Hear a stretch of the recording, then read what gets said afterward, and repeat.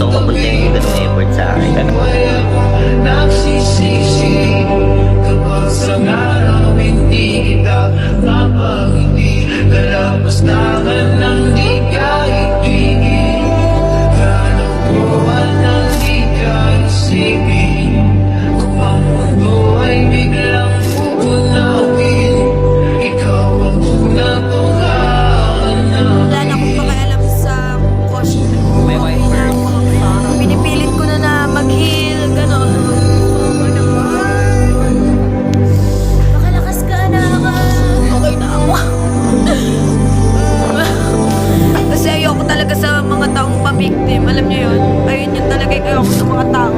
Like, ano,